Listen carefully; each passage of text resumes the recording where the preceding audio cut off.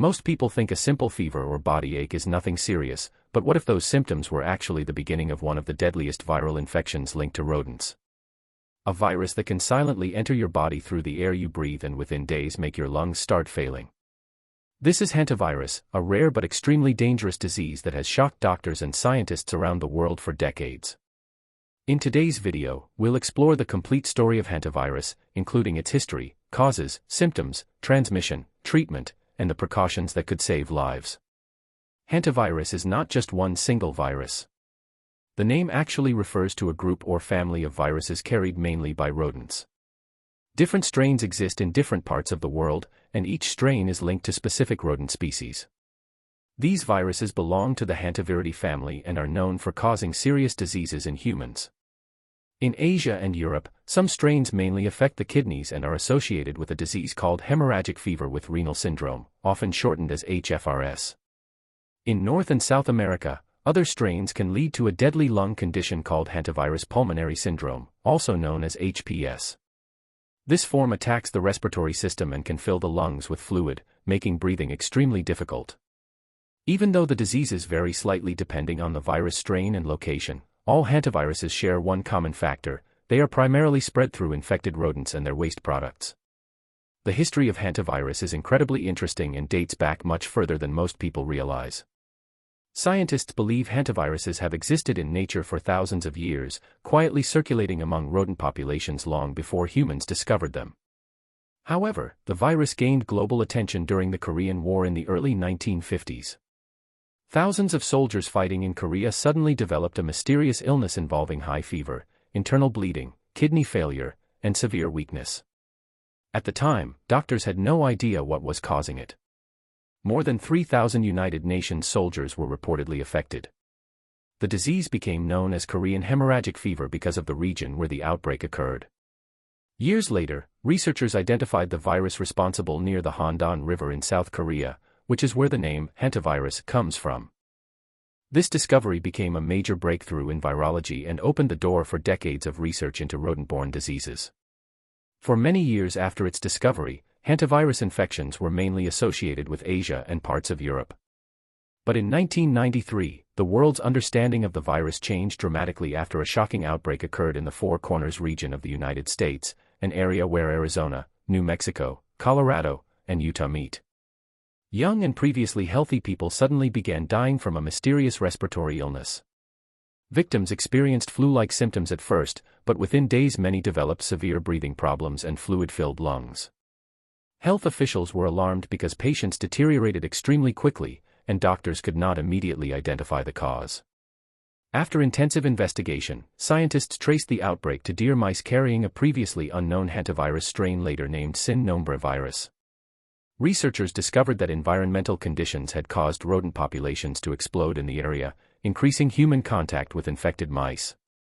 This outbreak shocked the public because it proved hantavirus was not just a distant or rare foreign disease, it could emerge unexpectedly and cause deadly infections even in modern developed countries.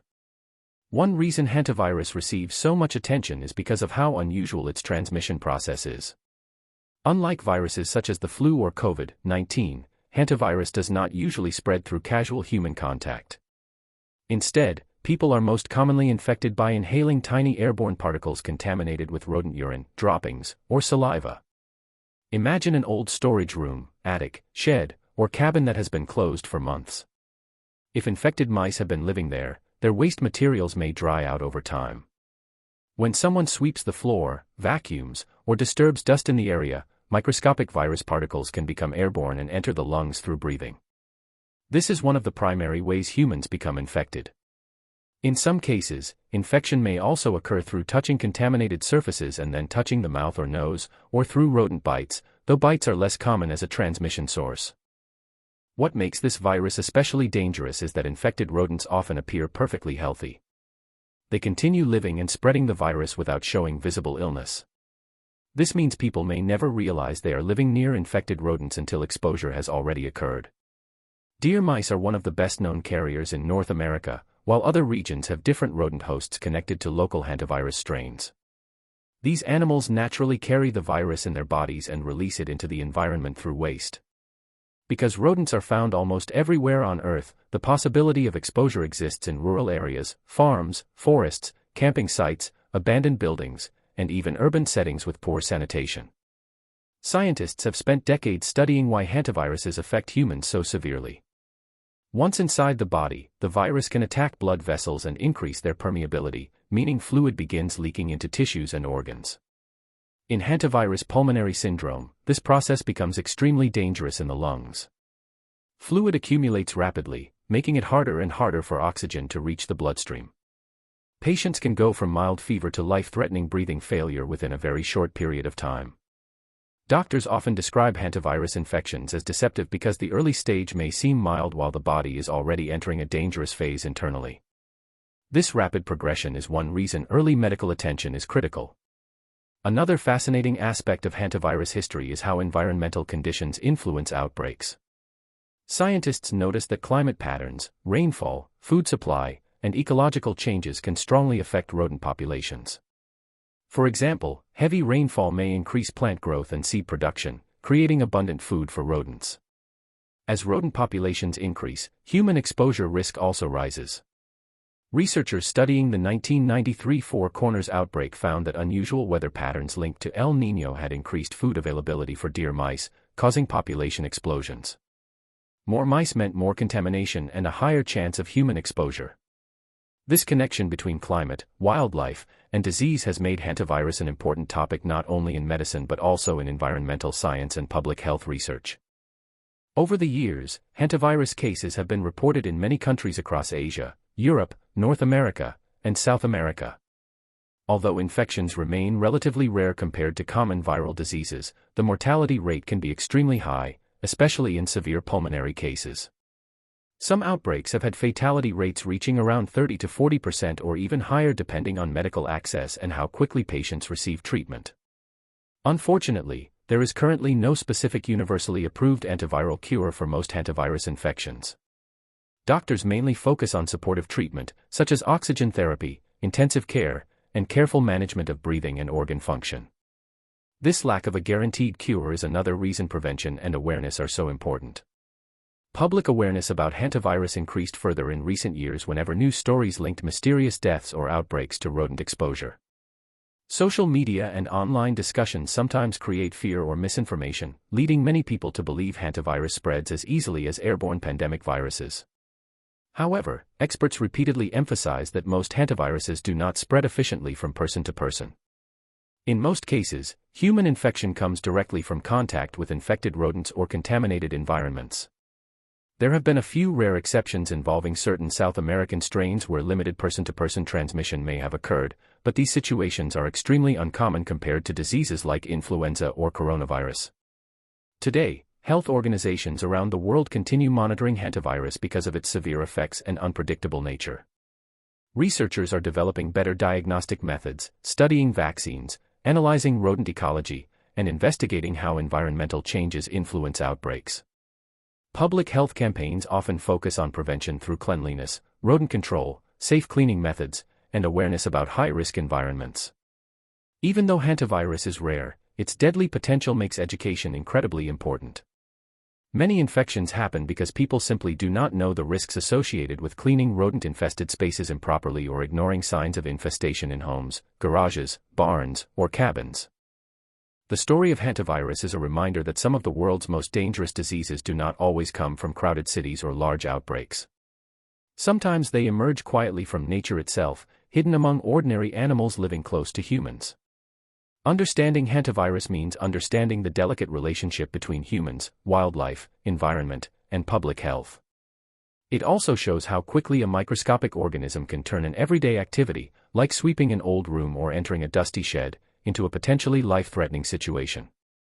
And while scientists have learned a great deal about this virus over the decades, many mysteries still remain about how different strains evolve, why some people become critically ill while others experience milder symptoms, and how future environmental changes may influence outbreaks around the world.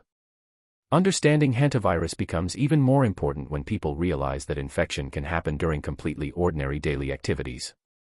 Unlike diseases that spread mainly through direct contact with sick people, hantavirus infections are deeply connected to the environment around us, especially places where rodents live and multiply. Many people assume that rodent-related illnesses only happen in extremely dirty or abandoned areas, but that is not always true. Even clean homes, vacation cabins, garages, warehouses, farms, barns, or camping sites can become dangerous if infected rodents are present. This is why health experts constantly stress awareness and prevention. The real danger with hantavirus is not just the virus itself, but how silently exposure can happen without people noticing until symptoms begin appearing days or weeks later. The primary cause of hantavirus infection is exposure to rodents carrying the virus. Different hantavirus strains are linked to different rodent species depending on the region. In North America, the deer mouse is one of the most well-known carriers, while other areas may have infected cotton rats, rice rats, white-footed mice, or similar rodent species. In Europe and Asia, different rodents carry strains associated with kidney-related hantavirus diseases. These animals usually do not appear sick. They continue eating, breeding, and moving around normally while spreading virus particles into the environment through their urine, saliva, and droppings. Because the rodents themselves seem healthy, people often fail to realize the danger hiding nearby. One of the most common ways humans become infected is through airborne transmission from contaminated dust particles. This process is known as aerosolization. Imagine a closed room, attic, storage shed, basement, old cabin, or warehouse where rodents have been living for weeks or months. Over time, urine and droppings dry out on floors, shelves, furniture, or hidden corners. The moment someone enters and starts sweeping, vacuuming, moving boxes, or cleaning aggressively, tiny virus-containing particles can rise into the air. These particles are microscopic, meaning they cannot be seen by the naked eye. Once inhaled, they enter the lungs and begin infecting the body. This is considered the most dangerous and most common route of hantavirus infection in humans. Many people are surprised to learn that vacuuming rodent droppings can actually increase infection risk instead of making the area safer. Vacuum cleaners can push contaminated particles back into the air, allowing them to spread throughout a room. The same thing can happen while using brooms or dusters. This is why health authorities recommend special cleaning methods involving disinfectants, protective gloves, masks, and careful handling of contaminated areas instead of dry sweeping. A simple cleaning mistake in an infected environment can potentially expose someone to dangerous virus particles without them realizing it. Although inhalation is the main cause, hantavirus can also spread through direct contact with contaminated surfaces. For example, if someone touches rodent urine or droppings and later touches their eyes, nose, or mouth without washing their hands properly, infection could occur. Rodent bites may also transmit the virus, though this is considered less common. In some cases, eating food contaminated by rodents can create additional risk. Improper food storage in homes, campsites, barns, or warehouses can attract rodents and increase the chances of contamination. This is why prevention strategies often focus heavily on sanitation and keeping food sealed securely. Certain occupations and lifestyles naturally increase exposure risk. Farmers, agricultural workers, forest workers, construction laborers, pest control workers, and people cleaning old buildings are often considered higher risk groups because they regularly work in environments where rodents may live. Campers and hikers can also face increased exposure, especially when sleeping in rodent-infested cabins or disturbing areas where mice have nested. In rural regions, people may unknowingly live very close to infected rodent populations. Even activities like opening an old garage after months of closure or cleaning unused storage spaces can become risky if proper precautions are not taken. Environmental and seasonal factors also play a huge role in hantavirus outbreaks. Scientists discovered that weather conditions can directly affect rodent populations. Heavy rainfall and increased vegetation growth provide more food for rodents, leading to rapid breeding and population growth. When rodent numbers rise, human contact with infected animals becomes more likely. Droughts, habitat destruction, forest fires, or cold weather may also force rodents to move closer to human homes in search of food and shelter. This means outbreaks are sometimes linked not just to viruses, but also to changing environmental conditions and climate patterns. One of the most frightening things about hantavirus is the incubation period. After exposure, symptoms do not appear immediately. In many cases, it can take anywhere from 1 to 8 weeks before a person starts feeling sick. During this silent phase, the virus is already multiplying inside the body. Because there are no obvious signs right away, people usually have no idea they were infected. By the time symptoms appear, the illness may already be progressing toward a dangerous stage. This delayed onset often makes it difficult for patients to connect their illness to rodent exposure that happened days or weeks earlier. The early symptoms of hantavirus are extremely deceptive because they resemble common viral illnesses like the flu, seasonal fever, or even exhaustion from overwork. Most patients initially develop fever, chills, fatigue, body aches, headaches, and muscle pain. The muscle pain is often especially strong in large muscle groups such as the thighs, back, hips, and shoulders. Some patients experience nausea, vomiting, stomach pain, diarrhea, or dizziness. Because these symptoms are so general, many people ignore them or assume they have a mild infection that will pass naturally. Unfortunately, this early phase is often the calm before the most dangerous stage begins. In cases of Hantavirus Pulmonary Syndrome, the illness can suddenly become severe after several days of flu-like symptoms. Patients may begin coughing and experiencing shortness of breath as fluid starts accumulating inside the lungs. Breathing becomes increasingly difficult, and many people describe feeling as though they are suffocating or unable to draw enough air into their lungs. This stage is considered a medical emergency. Once respiratory symptoms begin, the condition can worsen extremely rapidly, sometimes within hours. Patients often require hospitalization, oxygen support, or even mechanical ventilation in intensive care units. Doctors explain that hantavirus damages the lining of blood vessels, causing fluid leakage into tissues and organs. In pulmonary cases, this leakage occurs heavily in the lungs. As the lungs fill with fluid, oxygen levels in the bloodstream drop dangerously low. The heart must work harder to pump oxygen through the body, placing enormous stress on the cardiovascular system. Some patients develop shock, dangerously low blood pressure, or organ failure. Because progression can happen so quickly, early recognition of symptoms and immediate medical care are absolutely critical. In Europe and Asia, where hemorrhagic fever with renal syndrome is more common, symptoms may differ somewhat. Patients can experience high fever, kidney damage, low blood pressure, internal bleeding, blurred vision, and severe weakness. Some cases involve kidney failure requiring intensive treatment. Although this form and the pulmonary form affect different organs more strongly, both are caused by hantaviruses and both can become life-threatening if untreated. Another reason hantavirus is so concerning is that there is currently no guaranteed cure specifically designed to eliminate the virus once infection occurs. Doctors mainly provide supportive care aimed at helping the body survive while fighting the infection. Early hospitalization improves survival chances significantly because medical teams can monitor breathing, blood pressure, oxygen levels, and organ function closely. Patients treated early in intensive care settings generally have better outcomes compared to those who delay seeking help. Researchers continue studying why some people develop severe disease while others experience milder symptoms. Immune response appears to play a major role. In some cases, the body's own immune system may contribute to inflammation and blood vessel leakage while trying to fight the virus. Scientists are investigating genetic factors, viral strains, environmental influences, and immune system differences to better understand why outcomes vary between patients. One dangerous problem with hantavirus awareness is misinformation spread online. Some people panic and believe every mouse sighting means immediate deadly infection, while others underestimate the virus completely because cases are relatively rare. The truth lies somewhere in the middle. Hantavirus infections are uncommon, but they are medically serious enough that prevention should never be ignored. The goal is not fear, but informed caution. Understanding how transmission actually happens helps people take smart precautions without unnecessary panic. One of the biggest reasons health experts take hantavirus so seriously is because there is still no universally approved cure that can completely eliminate the virus once infection begins. Unlike some illnesses where a simple medicine or antibiotic can solve the problem, hantavirus treatment mainly focuses on supporting the body while doctors try to manage symptoms and prevent organ failure. This is exactly why prevention becomes the most powerful weapon against the disease. Since the virus is primarily connected to rodents and contaminated environments, most infections are actually preventable when people understand the risks and follow proper safety measures.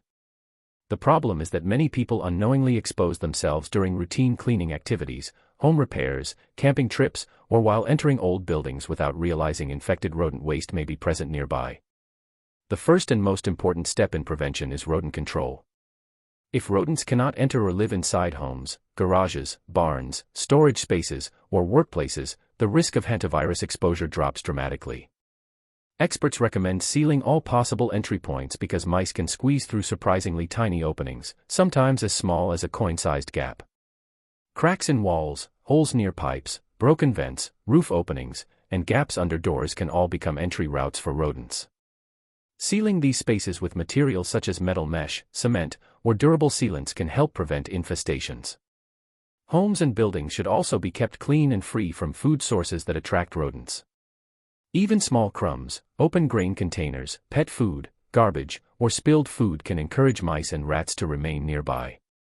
Food storage is another critical part of prevention. In rural homes, farms, campsites, and storage areas, food should always be stored in tightly sealed containers that rodents cannot chew through easily. Garbage should be disposed of properly, and clutter should be minimized because piles of boxes, wood, paper, or unused materials create ideal nesting places for rodents. Firewood stacks should be stored away from living areas, and vegetation near homes should be trimmed regularly to reduce hiding spaces. Prevention is not just about killing rodents after they appear, it is about making environments unattractive and inaccessible to them in the first place. One of the most important public health warnings regarding hantavirus involves cleaning rodent-infested areas correctly. Many infections have happened because people used dangerous cleaning methods without understanding the risk. Sweeping or vacuuming rodent droppings can release virus particles into the air, making them easy to inhale. Instead, health authorities recommend a careful step-by-step process. First, the area should be ventilated by opening windows and doors for at least 30 minutes before cleaning begins. This helps reduce the concentration of airborne particles. People should wear gloves and preferably masks while handling contaminated materials. Instead of sweeping, rodent droppings and urine should be sprayed thoroughly with disinfectant or a bleach solution and left wet for several minutes before being wiped up carefully using paper towels or disposable cloths. The contaminated materials should then be sealed in plastic bags and disposed of safely. After cleaning, hands should be washed thoroughly with soap and water. These precautions become even more important in places that have been closed for long periods, such as vacation cabins, old sheds, barns, garages, attics, storage rooms, or abandoned buildings. Rodents often settle into quiet, undisturbed areas where they can breed without interruption. When someone suddenly enters and begins cleaning aggressively, large amounts of contaminated dust may become airborne. Experts often recommend wearing protective respiratory masks when cleaning heavily infested environments because inhalation is the primary route of infection. Campers and outdoor travelers are also advised to remain cautious in rodent-prone areas. Tents should not be placed near rodent burrows or visible droppings, and food should never be left exposed overnight. Sleeping directly on bare ground in areas with heavy rodent activity can increase exposure risk. Travelers staying in cabins or remote shelters should inspect surroundings carefully for signs of infestation such as nests, droppings, chewed materials, or strong rodent odors. If someone suspects hantavirus exposure, recognizing symptoms early can save lives. The challenge is that early symptoms often resemble common illnesses. Fever, fatigue, headaches, muscle pain, chills, nausea, and stomach problems may not immediately seem alarming. However, if these symptoms appear after recent rodent exposure or cleaning contaminated areas, medical attention should be sought quickly. Doctors rely heavily on patient history because identifying recent exposure to rodents can help guide diagnosis much earlier. Waiting until severe breathing problems develop can be extremely dangerous because the illness may progress rapidly into respiratory failure. Diagnosing hantavirus is not always simple during the early stages because symptoms overlap with many other viral diseases. Doctors usually perform blood tests to look for antibodies or signs of infection. Imaging scans such as chest X-rays or CT scans may reveal fluid buildup in the lungs during pulmonary cases. Medical professionals also monitor oxygen levels, heart function, blood pressure, kidney function, and other vital signs to assess how severely the disease is affecting the body. Although there is no guaranteed cure specifically targeting hantavirus, supportive medical care has improved survival rates significantly over the years. Patients with breathing difficulties may require oxygen therapy or ventilators to help maintain oxygen levels. Intensive care units play a critical role because patients often need constant monitoring as conditions can worsen suddenly. In severe cases, some hospitals use advanced life support systems such as extracorporeal membrane oxygenation, also called ECMO, which temporarily helps oxygenate blood outside the body when the lungs are failing. Early hospitalization greatly improves survival chances because doctors can intervene before organ damage becomes irreversible. So that was the complete explanation of hantavirus, including its history, causes, symptoms, transmission methods, treatment options, and the precautions everyone should know.